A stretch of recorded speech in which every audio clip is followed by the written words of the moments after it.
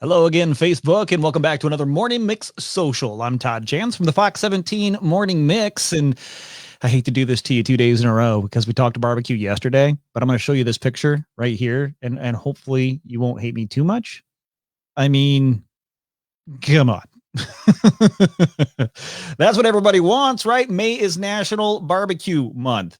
And if you're looking for a quick recipe for a Memorial Day taco dish, well, we got somebody, and a little bit of history on the background of barbecue. And it all comes from Shanisty, who we're going to bring in here right away, and she can tell us all about it.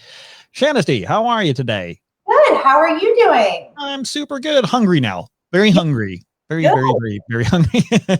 So talk a little bit about, I should introduce you, Shanisty Ireland, lifestyle expert and a barbecue belle of the South, right? That's you. You've been all over the South, as we were talking before we got live here. And the South knows barbecue. So I'm assuming you got some really good stories in history and a tasty recipe for us today. You're right. So I actually lived in Alabama for about 6 years. And let me just tell you, down in Alabama, Georgia, Tennessee, everywhere down south, they just all claim to have the best barbecue, right? That's just like their claim to fame. But, National Barbecue Month actually came around 1963. It started by the National Barbecue Council, probably no big surprise there. But their reason really was just to increase the popularity of outdoor cooking. So that includes grilling and barbecuing. And I'm not sure if you knew this, but there is a significant difference between the two. Okay, let's start there. You're at the grill. You're not at the barbecue. You're at the grill, right? What's the difference between the two?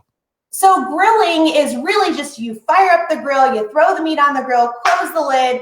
It's it's indirect heat, so it cooks very, very quickly.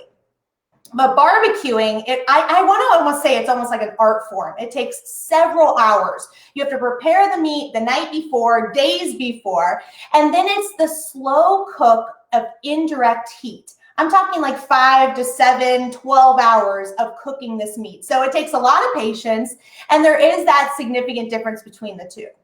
Okay, and I'm sure that actually makes the protein cook differently, low and slow versus that direct heat, that fast sear that you're getting on the outside, and maybe you're just kind of baking it almost on the inside. It seems like with that sear on the outside, low and slow, you're kind of just, gradually changing that rib into something soft and tender. Absolutely. And you just, hit the nail on the head. It's just going to be absolutely tender, fall right off the bone. It just tastes different, but it's not for everybody. I know for me, I'm a little impatient sometimes. The grill is a lot easier. My husband, he's a griller as well. I wish he was a barbecuer. But, if you want to get that good barbecue, I have a couple of good recipes for you, but that is the main difference between the two. Low and slow. Yes. That's the way to go. And don't we all want that person in our lives who's the smoker? See, my brother-in-law does this. Right. Yes. So yeah, I don't have to work that hard. And my neighbor's got a smoker. It's almost like having that friend with a truck, right? You got to have that one friend who has the truck and that one friend who smokes the meat for you and stuff like that. So let's jump right into this recipe. What do you got for us? Okay, so this recipe is going to just be barbecue nachos, really simple. I like to use Southern batch pork rinds instead of the traditional tortilla. Whoa. Yeah, stop. Right? Hold on. Wait a second. Right. So you're saying this is a nacho dish without any nacho chips? Correct. Yeah. So I want to make sure I got it. I'm going to use the pork rinds because that's just going to give it a different flavor profile. Oh, I like this idea. I don't know. Are you a pork rind fan? See, here's my thing on pork rinds. Numerous times I have thought, boy, that sounds really good. That sounds tasty. In my brain, it's like, this sounds really good, and it smells good. And then I buy the bag, and I'm like, why did I buy this? Because it never just fully satisfies. If you have a way to make, my co-host, Ian is a pork rind fanatic, so she'll be all about this idea. If you have a way to take that pork rind and dress it up and make it into something even more delicious, she's gonna lose her mind. Absolutely. So all you want to do is just take a platter. I like to use the Southern batch recipe pork rinds. They're my favorite pork rinds. And then you're going to just take some barbecue meat. It could be pork, brisket, chicken, whatever you have. Say that you're just tired of eating the meat normal, like, on a bun or anything. Sure. And then you're just going to spread that out over the nachos. And then, it's really just whatever you like to top the nachos with. I don't know if you're a green onions fan.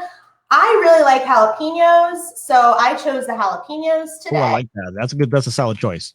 Yeah, so I'm going to just go ahead and put all that meat on there, and then I'm going to just take some jalapenos. I'm going to use a fork because I'm not about to get this jalapeno on my own. I will just have to say goodbye.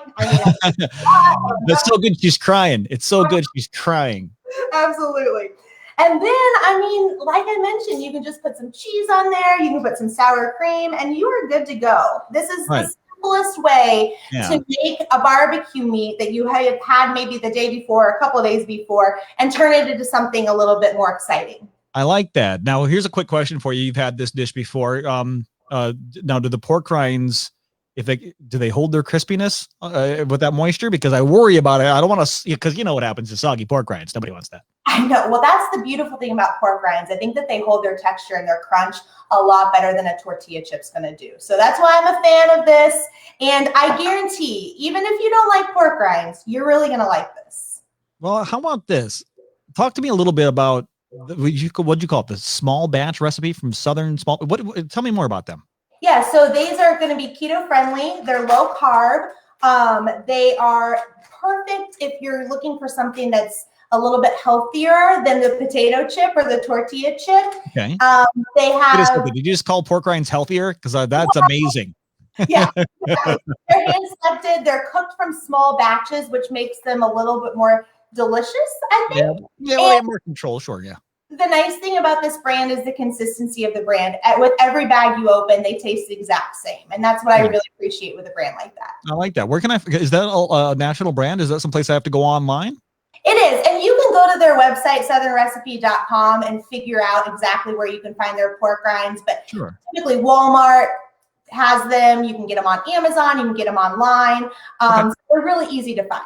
Well, there's not hard to find a Walmart either. So it should be easy to find those pork rinds at your local Walmart, or you can buy them on, as you heard Shanisty say, on Amazon or online at their website. When it comes to barbecue for you, what do you go for, Shanisty? I have to ask. I mean, come on, you spent so much time in the South. Are you a ribs girl? Are you a pulled pork girl? Are you a brisket? Are you chicken? There's lots of barbecue out there.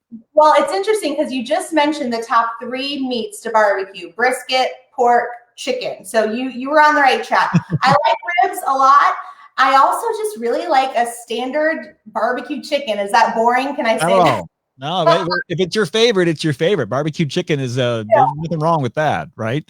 Yeah, exactly. Cool recipe. And then I see that you also have barbecue sauce. Now, a lot of people, when they talk about barbecue, this is a heated debate. Here we go. All right. Should barbecue have sauce on it, or should it not be sauce? Should the meat itself stand on its own? So you got to tell me.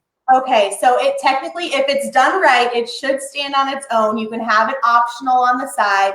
If you're not fully confident in your barbecue skills, like perhaps, I don't know, my husband, you can throw the barbecue sauce on the meat as well to give it a little bit more flavor. So it's really just up to you. I'm not going to tell you which way to do it. Oh, okay. The traditional Southern way, of course, is not to just douse it in that barbecue sauce. Yeah, you don't want to do. I want to date myself, but don't drown your food. It was a song I grew up with. Remember, I don't know if there was a little animated thing I grew up with my Saturday morning cartoons that told me not to do that. So yeah, my brother-in-law would tell you that you don't dare put sauce on that if it's cooked right, it's done right.